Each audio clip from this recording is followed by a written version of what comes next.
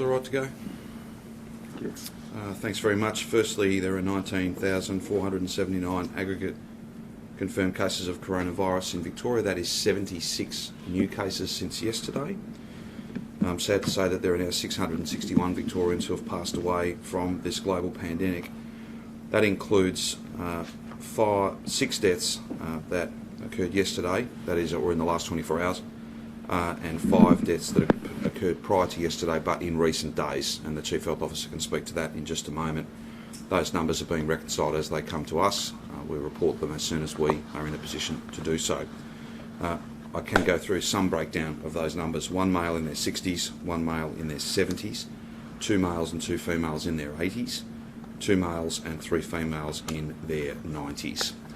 And again, we extend to each of their families our deepest sympathies, our condolences and our best wishes at what will be a very, very difficult time. 10 of those 11 deaths are linked to aged care outbreaks. There are 298 Victorians in hospital. 21 of those are receiving intensive care and 15 of those 21 are on a ventilator. A total of 2,372,112 test results have been received since the very beginning of the pandemic. That's an increase of 15,820 results since yesterday. There's some 4,370 cases with an unknown source, an increase of just 1 since yesterday. There are 286 healthcare workers who are active cases, and the total number of active cases across the state has now fallen to 1,956. In terms of the metro-regional split, there are now 102 active cases in regional local government areas that are under stage 3. That number continues to fall. That's very pleasing. Those numbers are low and they need to stay low. And thank you to every single person across regional Victoria who is playing their part in achieving that outcome. Colac, there are 23 active cases, 6 new. Greater Geelong, 21 active cases. Greater Bendigo, 6 active cases. Ballarat has just 2 active cases and no new cases. That is to say that those numbers show that those communities that we had significant concern about some weeks ago, when, for instance, there were more than 500 active cases across regional Victoria with a real concentration in that Geelong, Ballarat, Bendigo, those regions, those numbers have come right off and we are very pleased with that. In terms of active cases in aged care, there are some 944 active cases across aged care. Active cases in disability facility settings, 24. That's a decrease of 6 since yesterday, and the breakdown of those 24 is 12 in staff and 12 in residents. So essentially, it is good to see these numbers continue to fall. It is good to see that the strategy continues to be successful. Obviously, at 76 new cases, that is still a really significant challenge for us. And to open up with those numbers would, of course, see the total number of coronavirus infections explode. It would see many, many hundreds, indeed thousands of Victorians infected with this virus. So, as frustrating, as challenging as it is, we need to stay the course on this. That's why tomorrow we will outline a roadmap to ease these important restrictions, to ease out of the second wave once it's appropriately and properly defeated, truly defeated, so that we can be sure that the settings we lock in can be defended. That is, our coronavirus detectives have got not just a fair chance, but there is a strong likelihood that they are able to actively suppress cases, because there will be outbreaks, there will be hopefully very small numbers of additional cases in the weeks and months to come, but that's got to be a fair fight. Pretending that any contact tracing team anywhere in the world could keep numbers low when you start from a high base, particularly a high base in terms of mystery cases, that doesn't do any of us any good.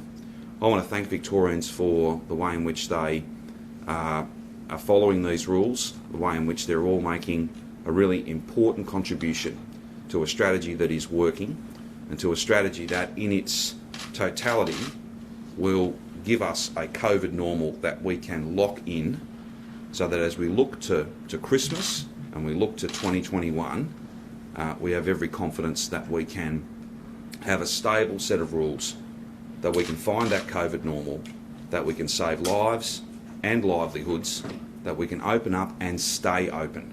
Not be open for just a few weeks, but be open for as long as it takes to see this thing off until a vaccine arrives. That is the strategy. Yesterday I made a couple of comments about how heartbreaking and how very concerning it is to have so many people in the business community, for instance, very keen to open up quickly. I understand why they want to do that. It's not just for profits, it's for their people, their staff, their future. I absolutely get that. But when you really think about it, I don't know that any business, my own experience, my family background, and the people that I speak to almost every day, no one is really advocating to open and be open for just a few weeks. And if you opened at these levels, that is exactly what would happen. It would be 5 minutes of sunshine and then a third wave that arguably will be even more devastating than the second. We just have to find a way to be as steadfast as this virus. It is stubborn. The tail of the second wave is a stubborn thing. And we are seeing these numbers come down. I'm deeply grateful and very, very proud of every single Victorian who's playing their part. Just before I throw to Brett to talk about the epidemiology of the day, I do just want to again make that really important appeal to any Victorian, regardless of your background, regardless of your circumstances, regardless of your postcode. If you have any symptoms, even the mildest symptoms, as soon as those symptoms begin, please go and get tested.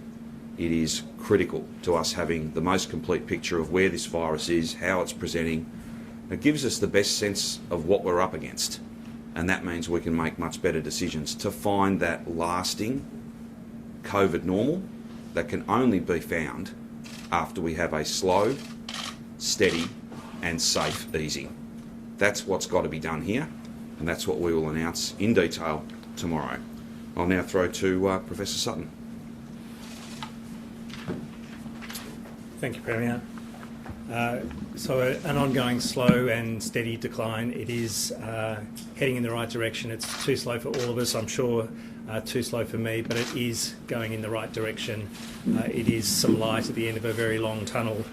The cases in Colac are the only regional cases today, so we will, I'm sure, see a continued decline in the number of active cases in regional Victoria and a lot of local government areas in regional rural Victoria that will not see further cases.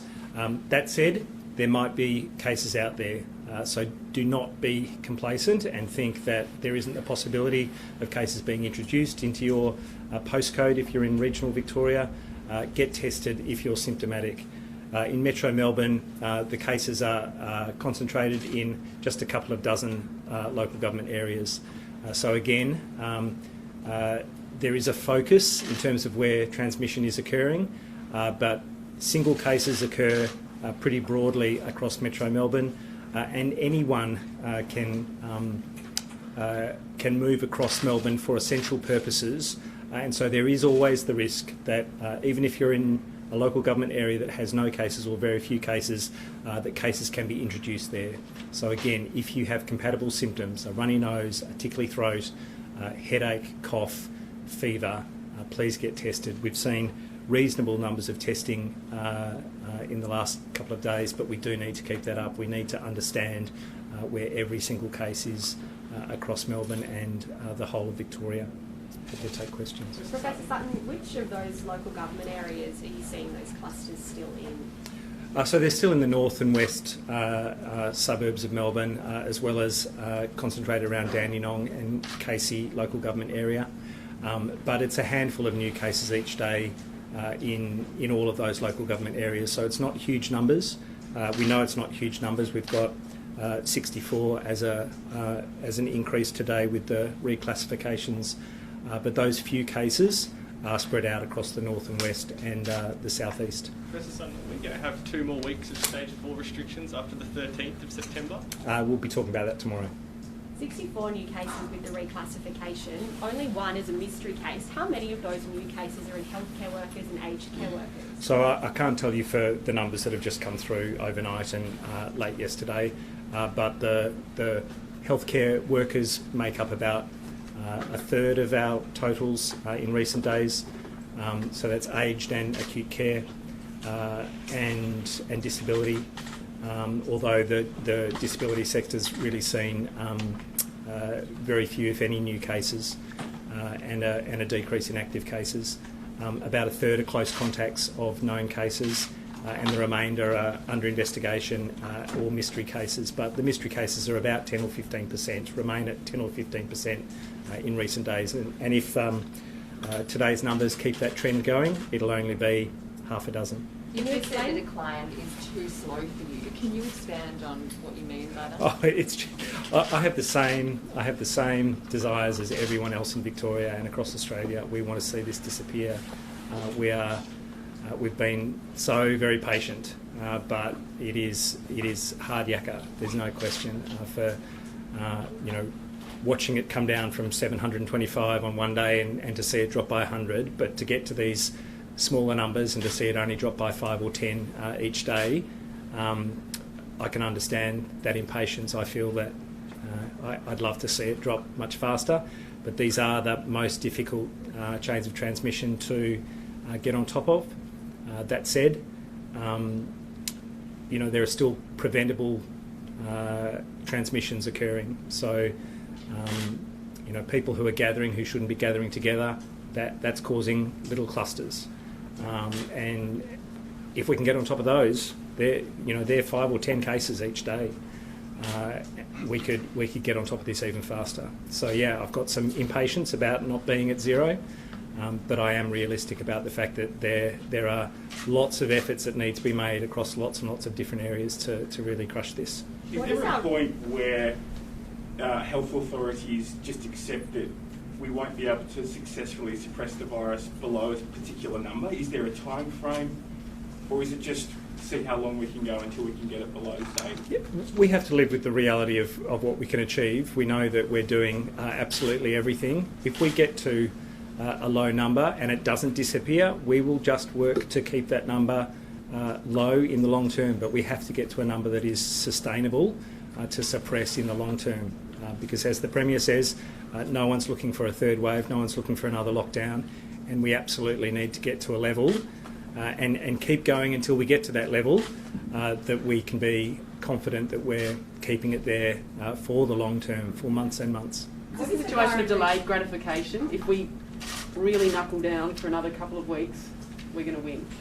Yeah, we're on the winning stretch now. There's no question. This is the last gasp of the virus, and we need to work harder than maybe we've ever done before to make sure that last gasp is indeed the last one.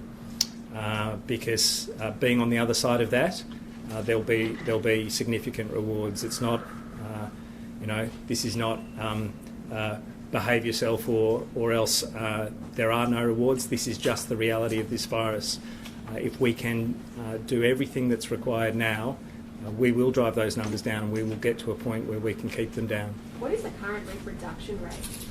I don't know. It hasn't been calculated again in recent days. I think I said yesterday it's not so significant when we're down to very low numbers. It can have a very broad range in terms of the calculation, but I think it's around the 0.8 mark. There are calculations that are done by different modellers. They've all been in the 0.8, 0.85 kind of range, which means it continues to go down. There are calls from some epidemiologists today to have a two-pronged approach. They're saying that you can't keep all of Victoria locked down when the spread is largely between healthcare workers and their immediate contacts. What do you make of those calls for a two-pronged approach? Well, it's not incompatible with what we're doing. We have a strategy that's absolutely focused on aged care. That's what the VARC is working on. We have a strategy that's working on healthcare transmissions that is entirely focused on the actions and implementation that's required there, and we have the broad measures for community transmission. So they're all being put together as part of getting on top of this.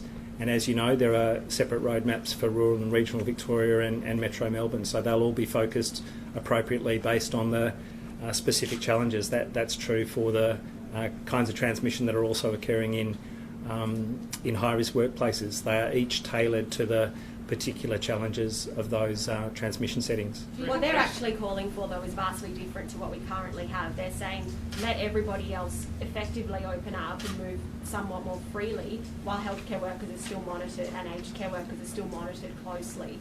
It is very different to what the vast majority of Victorians are currently doing. Well, certainly from the epidemiology that I've seen, there is no definitive dividing line between healthcare worker infections and community transmission. Community transmission means that there are patients. Patients put healthcare workers at risk potentially. They certainly mean that staff who work in aged care can become infected and can bring virus into aged care settings, so that you can't just separate the relationship in transmission between community transmission and those other settings, and it works the other way. There are aged care workers who can take the virus back to their families, and their families can take it to others in the community. That has happened. So we need to focus tailored responses, but we have to recognise that they are all interlinked. Okay, so can you just confirm how many Victorians have died in aged care homes? I think it was 505 yesterday, so it could be something like 515 today. 10 out of the 11. It is 515 today. Yeah. Okay, so that means that 78% of Victorians who have died from coronavirus have died in aged care homes. Now we know this, and it's been all year basically that we've had this coronavirus. Do you think the strategy going forward should be just putting all our efforts into protecting the vulnerable in aged care homes, and at the same time really working on opening up for businesses who are struggling? So I know you previously said that the COVID doesn't really transmit as much in cafes as they do in households. So seeing as lots of cafe owners are struggling at the moment, do you think now the strategy should be getting them to open up and just putting a lot more effort in protecting, I suppose, aged care residents? There's no question that we're putting a huge focus on protecting those in aged care. It's also important to understand that the real epidemic in aged care followed the epidemic in the community, and the number of new introductions into aged care facilities happened at the height of community transmission. And so getting on top of community transmission is protecting aged care settings. It's both the response within those settings, so making sure that it doesn't spread amongst residents, it doesn't spread amongst staff, and it doesn't go between staff and residents. But it's also about keeping on top of the numbers in the community, because the aged care outbreaks followed community transmission, and they're now a challenge to make sure that it's not reintroduced to prolong community transmission. So yes, there'll absolutely be a focus in aged care. In terms of how we address risk in all workplaces, we are absolutely using those principles of what are the regulated environments that we can look at, where we can capture names, where we can make sure that people are spaced appropriately, where we can make sure that issues of ventilation and cleaning are all addressed. So those principles are absolutely being applied, and we recognise that indoor is more a risk compared to outdoor, where people are forced to be closer together. It's more a risk than those places where they're separated. Where there is a chill room, where there is high humidity, where there is low ventilation, they are high risk. All of those principles have been applied as Department of Jobs has looked at the risk across workplaces, and we'll use those principles to determine how we move forward. So is it true or even likely that hospitality venues won't be allowed to have indoor dining until there's been 2 weeks of zero community transmission? Well, we'll speak to the roadmap tomorrow. Is this 2 weeks of zero community transmissions realistic and achievable? I know WA's had a long stretch of zero community transmissions. Are there many cities around the world that we're seeing that that's happening? And the second part of that question, when do you think we might be able to get to that point?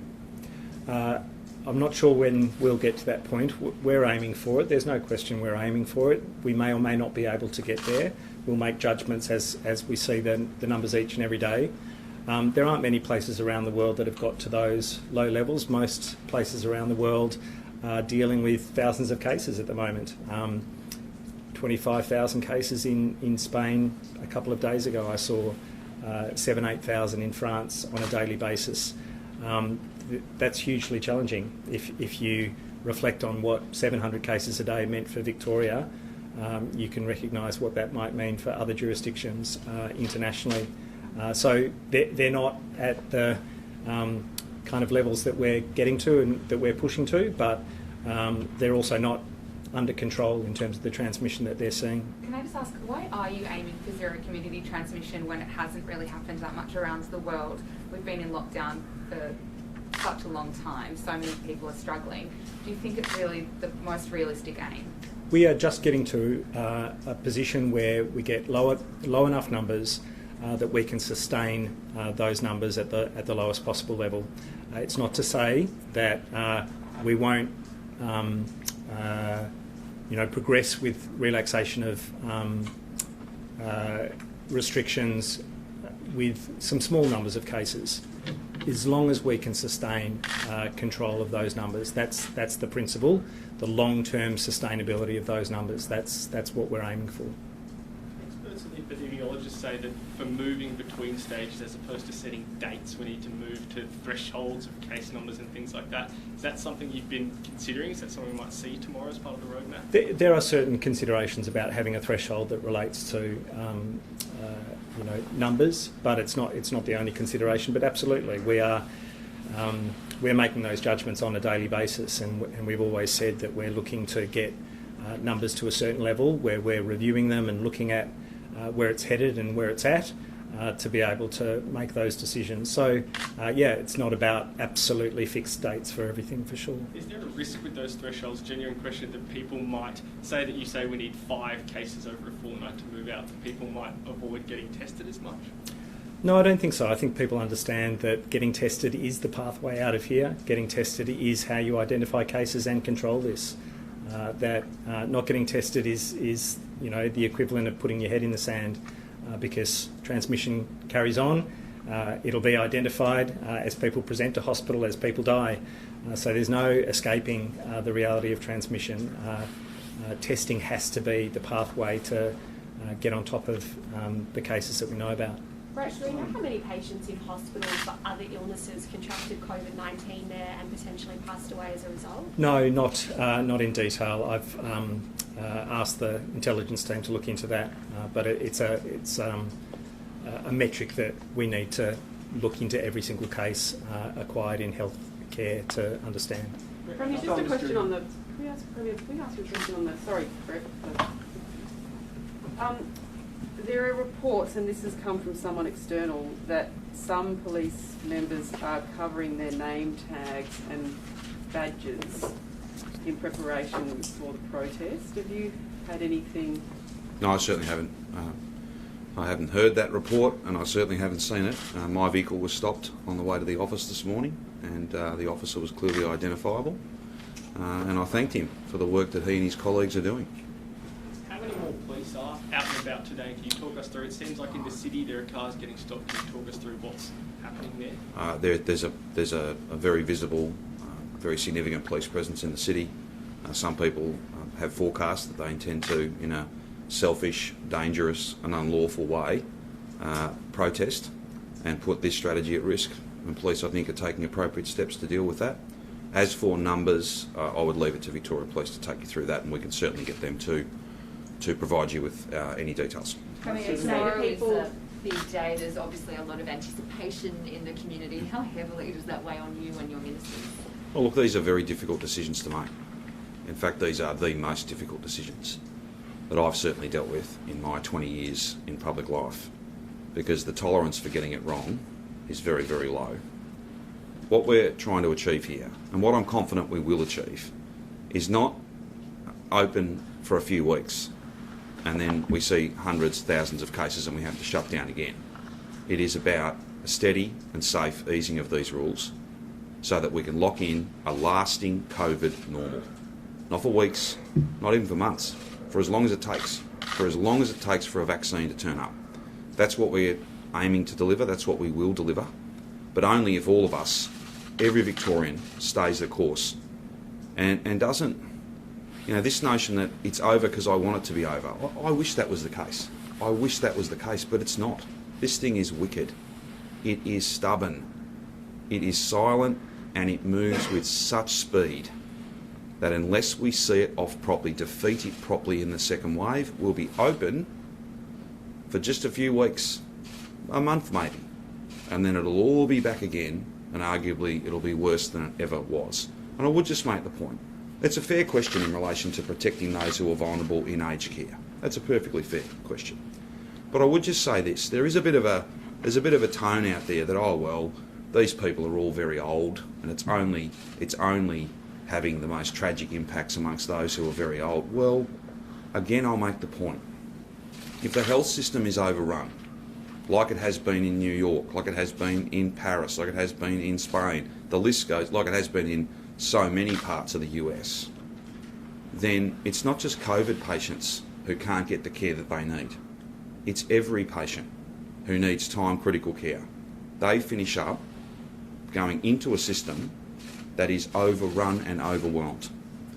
That's just the fact of it. So we've all got a stake in this not getting away from us again. And we've all got a big investment for sure, but also a big dividend if we can find that COVID normal. And the only way you'll find it is to ease out of these restrictions in a steady and safe way. So obviously there's going to be a lot of detail released tomorrow. There will Can you be. give people any idea of what sectors you'll be talking about first? Is it construction? Is it The best thing, childcare? I understand the interest, absolutely. Everyone is very interested. Those decisions have not been finalised yet. There will be meetings throughout the afternoon and well into the evening. There were meetings that went well into the evening last night. The only break from meetings is when I come here to speak to you. We will outline what we're doing in regional Victoria, what we're doing in Metro Melbourne, a time sequence, a series of triggers, all of which will be designed not to keep people locked in for a moment longer than they need to be, but instead to ease out of these restrictions in a steady and safe way so that we can then lock in a normal for many, many months. Premier, what response will today's protest, what influence will today's protest have on those meetings late into the evening tonight and on the decisions that you announce tomorrow? Well, again, I wouldn't want to be...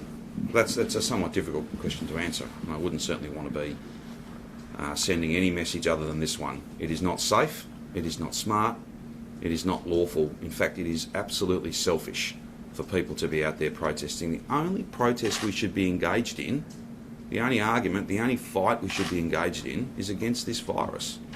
Let's not any of us do anything that might jeopardise this strategy. Let's not any of us do anything that might see more coronavirus cases rather than less.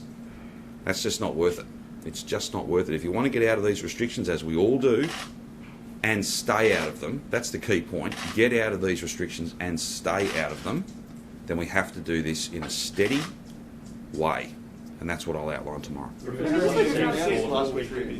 will get a go, it's fine. Well, right up the back.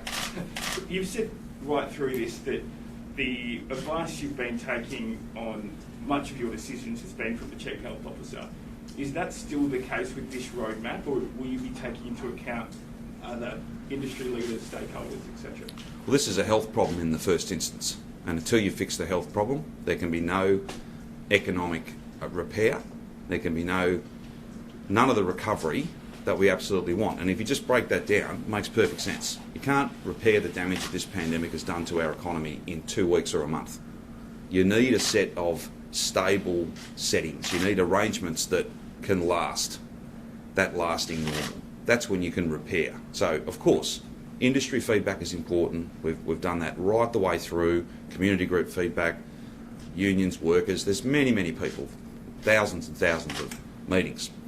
But the advice on how to fix the health problem, which is that's the cause of all of the damage, comes from the Chief Health Officer and his team, and they consult widely, and they call upon expertise from lots of different quarters.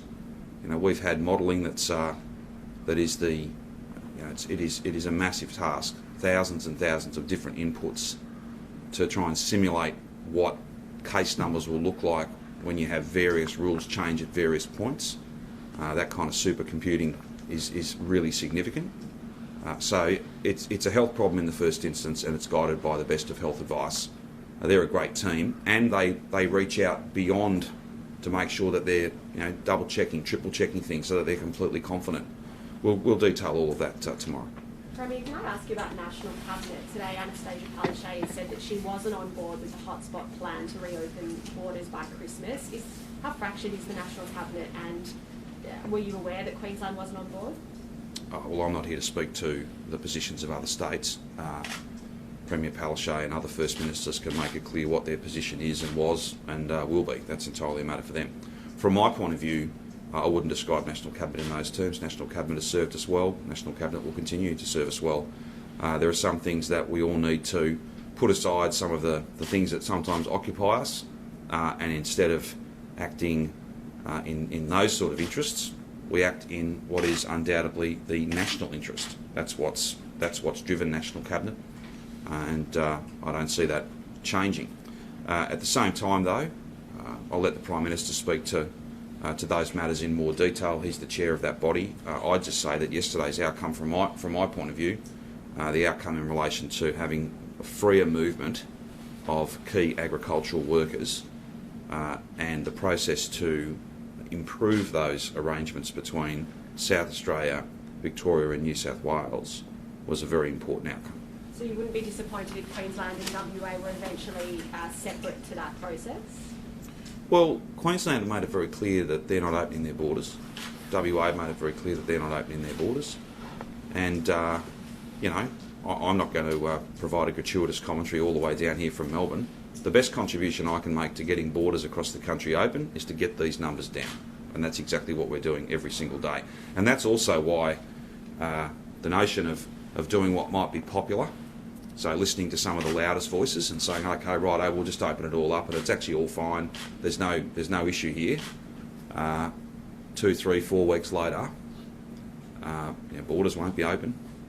In fact, they'll be shut harder than they ever have if we finish up with a third wave. I've never criticised other states for closing their borders. I know it's difficult for those communities who live along those borders. Absolutely, I grew up not far from that border. I know how difficult it would be.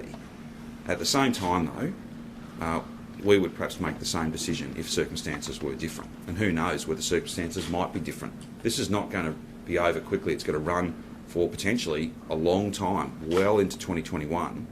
Who knows when that vaccine will come? Who knows how effective that will be? So finding that normal, where we can have the most economic activity, we can keep people safe, and we can have a stable set of rules that don't have to bounce around fortnight to fortnight, that's what we're aiming at. That's what we're aiming at. And from my point of view, when we find that normal, from a Victorian point of view, there'll be no need to close the border to us. We'll then be able to have some more movement, and I think that's a good thing. Tony, what about the childcare exercise rules? Can you just clarify exactly what parents or first of all, is it a change or not? And what are the rules now? So it's not a change in the public health directions. There's no new written directions, but there were questions asked about whether parents can go out with their child separate to their own exercise, and the clarification is really around that, and the answer is yes. For those parents who don't have an opportunity otherwise to bring their kids out as they're entitled to, for whatever reason, commitments at home and with work, then they can have that time with their kids in a park or whatever for an hour, as well as an exercise period, again following the rules for themselves. And I've got one more from mothers and fathers. I know we're opening the roadmap tomorrow, but our playground's going to be open. You will know very soon. You will know very soon. Professor Sutton, we learned in the draft report on Thursday, we know it was a legitimate draft at some point, the idea of bubbles for individual people living alone, but also for home visits, picking one other household was discussed in that plan. Can you talk us through the logic behind that? So again, we'll make announcements tomorrow. I haven't even seen the draft that you're referring to. I don't know if it's accurate or not. But the principle we've talked about is that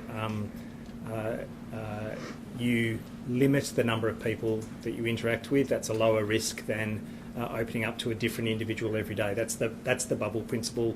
It's been under consideration. It'll be spoken to in time. How can you enforce something like a bubble system?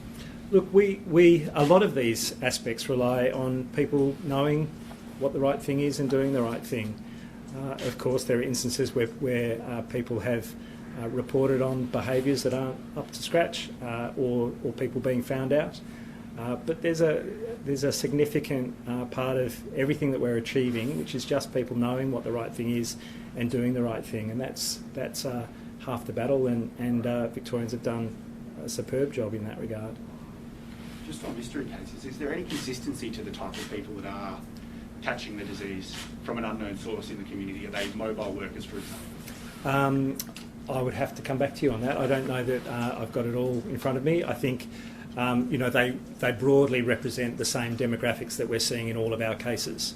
But obviously the cases that are linked to outbreaks have the professions where those outbreaks are occurring. So they are in aged care, they are in the higher risk industries. So some of the other individuals might be similar in terms of location, in terms of age group, but they won't have the same work demographic details. How many of those mystery cases did we have over the last week? So it's been around 10 or 15%. So, if you're looking at under 100 cases a day, it's in the 10 or 15 numbers on a daily basis. On mystery cases, so when we went into, I think I've asked this before, but just when we went into... You may. Just how do you feel about them? Because when we went into stage 4 just a month ago, there was 760, and I know now it's well over 4,000. Was it 4,200? How do you feel about it? Well, we're driving them down. As we're driving total cases down, those mystery cases are being driven down. The focus on them from a epidemiological point of view is that we need to try and understand where they might have acquired it as much as we possibly can. That's clearly apparent for clusters and outbreaks where we can see that where people have picked it up, contact with a known case. But for mystery cases, we really want to explore where they might have gotten it from. And there is serology testing, so the blood testing, not just the swab testing, where we can look at the people that they've potentially acquired it from, the people that they've been in close contact with in the 2 weeks before they became unwell, so the acquisition testing. And you can do blood tests, and it might be family members who never really developed significant illness, never got tested. It might be workmates, and if you can do serology testing for them and understand that that's where they've picked it up, then you can do broader testing in those settings. So it is important to try and dig down to those mystery cases as much as possible, but they're coming down as the total cases are coming down, and they will be, they'll be subject to the same pressures that reduce transmission as everyone is. So the limitations in movement will limit the mystery cases in the same way. So do you think we're in a better position than we were a month ago, even though we've got 3 times more the number of mystery cases recorded? Yeah, they're just the mystery cases that have been gone through that full investigation, so that we understand out of our total which ones are the mystery cases. But we're unequivocally in a better position because we've got single figures that we're heading to for mystery cases. That's a terrific position to be in. Brilliant. People who live alone in single-parent households are struggling is something you've spoken about before. Do you want to give them any hope ahead of tomorrow that they'll be looked after? Only to say that we have always been cognizant of those struggles. We've always done this really difficult balancing act, understanding that we have to drive transmission down to the fullest extent possible. That's why these restrictions have been so strict, because stage 3 restrictions were turning the curve, but weren't doing enough, and we would have been in a position today where we'd still see hundreds of cases rather than double figures.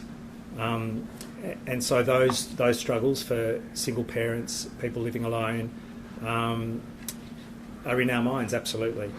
But we are balancing the need to control transmission to the fullest extent possible with a recognition of those really significant struggles. So yes, we've heard people we're working through all of the next steps with those struggles in mind, as for many other sectors, and so if I can give that assurance that that's front and centre in our thinking, and all of the other struggles for people psychologically,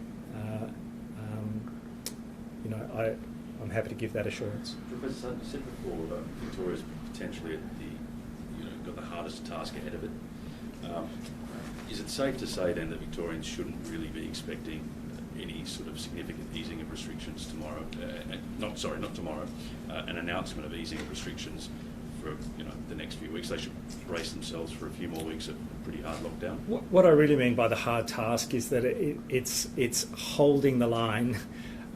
When we get to very low numbers, people might consider that we're through it, that we can change our behaviours, that the risk isn't there anymore. And so the really hard efforts that I'm referring to are the efforts of bearing in mind that until we're really through this, that the risk will remain, the risk of resurgence will remain, and that will be awful for everyone should it happen. And we have to have that.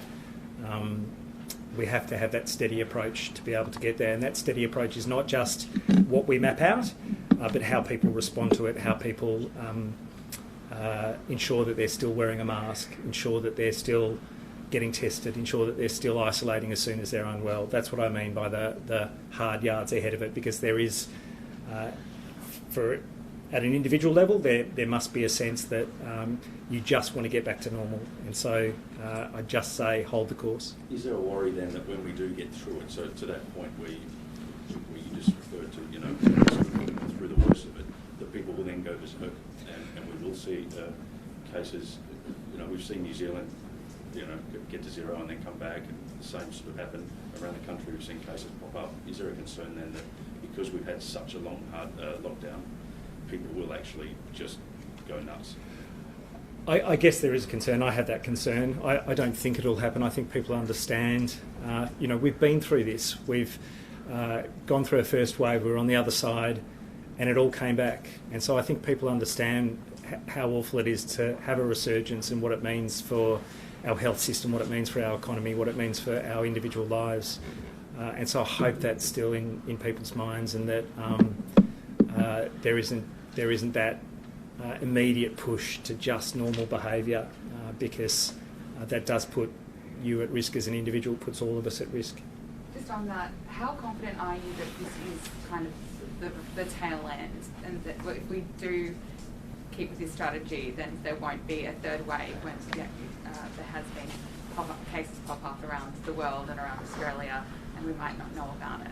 Yeah, everything we're doing is working on that principle, that this is the tail end, that we are working to a future where this virus remains under control for the long term, because we can't afford it, no one can afford it globally, to have a huge resurgence. So we need to keep it under wraps until a vaccine is available. There are over 30 that are in those phase 3 trials, with tens of thousands of people, hundreds of thousands of people around the world now going through phase 3 trials, where we'll see what a vaccine might be able to achieve. And if just one of those vaccines, and there will probably be 3 or 4 or more of those vaccines that show effectiveness, that are safe and can be produced, that's what we're hanging out for. And so if we can do that and hang on for those months ahead, when a vaccine's available and can be provided across the population, then we're all in a much better position. We haven't been able to control the virus for most of the year, so there's no doubt in your mind that this will happen again next year. I think we still know what works in terms of control. We've seen it get away for sure, but we also know that these numbers that are going down day by day are in response to the very things that we have in place now. And we know that the contact tracing system is stronger than it's ever been, and more timely than it's ever been. We need to work on all of that. We need to work on getting numbers down further. But yes, I'm confident that when we get to those single figures, that they'll remain there, if not go down further. This roadmap is people's mental health and I guess the invisible effects of a lockdown being taken into consideration, because obviously Melburnians, Victorians have been in lockdown for an extended, long period of time. Are you concerned that an even bigger extension would have a more significant effect on that, and are you considering it in this roadmap? Yeah, absolutely. The effects on mental health. We've talked about the risk of domestic violence. We've talked about access to medical care. All of those things are in mind. And of course, all of the consequences of not working, of not having the economic activity that supports people's lives and livelihoods. So yes, all of those things are in mind. Safer Care Victoria, our Victorian Agency for Health Information, a Cabinet more broadly with all of their relevant departments are looking at those data metrics and hearing the stories, not just numbers on a page, but knowing the very real effects of this. So yeah, it's in mind. It's an absolute consideration. Can I ask the Premier a question, please? The federal government put out a roadmap in May, I believe, of the stages of moving out. As this week has progressed, you said you've been speaking to the Prime Minister a bit. What's his feedback been to you on Victoria preparing its own roadmap to move out of this second wave? Well, I think the placemat you're referring to was the National Cabinet agreed time frame, so different phases, with an aim of everyone being to that COVID normal by July, if my memory serves me, in relation to that document. Look, you know, whether it's me or the PM, any of our colleagues, indeed people right across Victoria, we want this to be over. But I think there is an acknowledgement that it's got to be done properly, and a few weeks of a sense that it was over when really deep down you know that you haven't defeated it, and it'll be back, and it'll be back worse than it's ever been. So I'll continue to speak with the Prime Minister. We're very grateful for the partnership. I'm very grateful for the partnership that I have with him and his team, and I think that has served Victoria well, and it will continue to. And of course that's in the national interest, given if you look at the economic performance of this state over the last 5 or 6 years and the profound contribution, well above our population share, whether it be in terms of creating jobs, creating wealth. We want to get back to that position, and we'll get back there, not by pretending it's over when it isn't, but by properly defeating it and then locking in a lasting COVID normal. And you'll only find that, and you'll only safeguard that for the long term, deliver it for the long term, if you open up in a safe and steady way. Why is it that Victoria needs its own new specific roadmaps now? Is it because the second wave has presented so differently to the first wave? Yeah, it's very different. The second wave, in so many different ways, is very different to the first wave. We're not unique in that. If you look at second waves in many different countries around the world, they've presented in different ways. It's got into communities, it's got into settings that it perhaps didn't get into in the first wave. So, you know, each of these are, in many respects, a unique challenge, but there are trends right across the world. And I think trying to use the toolkit that was appropriate months and months and months ago, when it was about return travellers, and was not so much about high-risk workplaces, large families and the interplay between those two. We didn't have community transmission anywhere near the level we do now. That probably wouldn't work. And I must say, there's no sense from the Commonwealth in any of the discussions I've had that we have to use something that was relevant 3 or 4 months ago. I think what they're feeding into and what they expect and what they and all Victorians will indeed get tomorrow is a plan that is steady and safe and will deliver a COVID normal that can last months and months, not just weeks. Last questions, please. You've always said you want to be confident and certain when you announce your roadmap to recovery. Are we in the right place now with 70-odd new cases today? Are you confident? I am confident, and we are in the right place to detail a roadmap tomorrow. But it's got to be a roadmap for regional Victoria and for metropolitan Melbourne that delivers a COVID normal that can last. What time is that, Professor? Everyone wants to know. I'm not certain yet, but as soon as we can block that in, we'll absolutely let you know. I think the footy's on at 3 o'clock, I think, so it won't be then.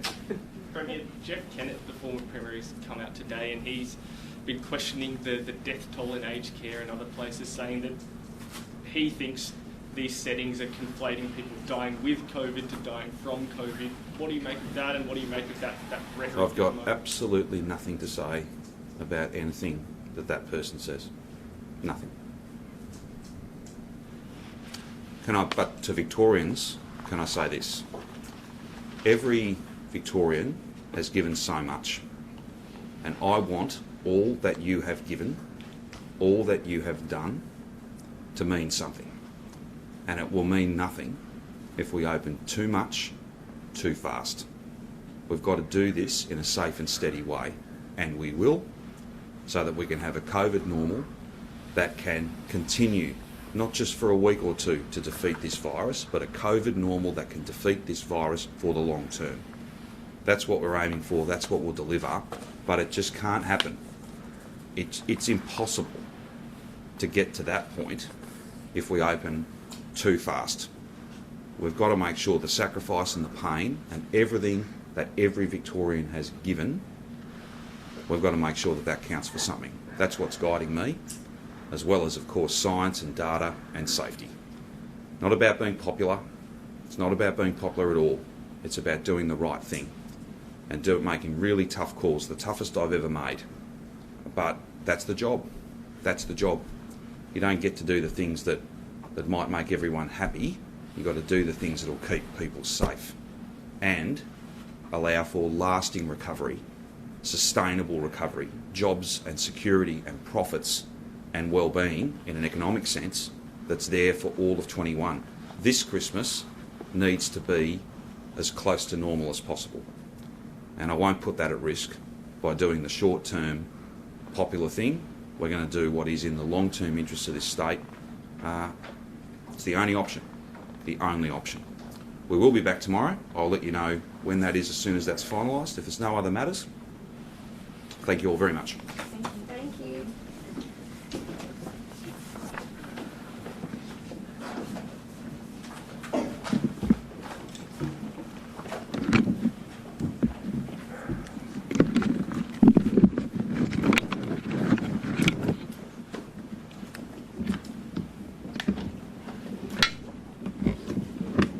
Thanks, guys. Thank you.